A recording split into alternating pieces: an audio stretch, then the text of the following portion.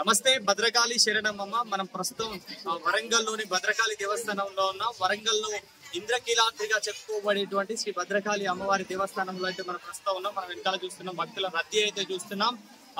భద్రకాళి శాకాంబరి నవరాత్రి ఉత్సవాలు అయితే జూలై 6న మొదలై జూలై 21 వరకు ఇవి కొనసాగుతాయి. ఇప్పుడు ప్రస్తుతం ఈ రోజు అమ్మవారి శాకాంబరి నవరాత్రులు ఉత్సవాల్లో భాగంగా ఇవాళ 9వ రోజు, అందులో ఆదివారం కూడా కావడంతో భక్తుల రద్దీ అయితే మనకు కనిపిస్తుంది. ఈ యొక్క పర్వదినాల్లో ముఖ్యంగా కూడా ఆదివారం కావచ్చు, శుక్రవారం కావచ్చు, ఈ రెండు పర్వదినాల్లో భక్తులు అయితే అధిక సంఖ్యలో వచ్చి అమ్మవారిని దర్శించుకునేటువంటి పరిస్థితులు అయితే ఉంటాయి.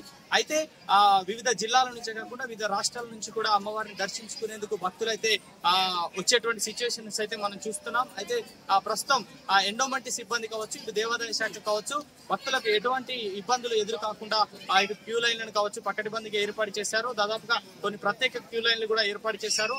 అయితే ప్రతి సంవత్సరం కూడా ఈ యొక్క ఆషాఢ మాసంలో వచ్చేటువంటి ఈ శాకాంబరి నవరాత్రి మహోత్సవాలు ఏవైతే ఉంటాయో ఇవి అంగరంగ వైభవంగా నిర్వహిస్తారు. వీటిని అమ్మవారు రోజుకొక అలంకరణలో అమ్మవారు దర్శనం ఇచ్చేటువంటి పరిస్థితి ఉంటుంది.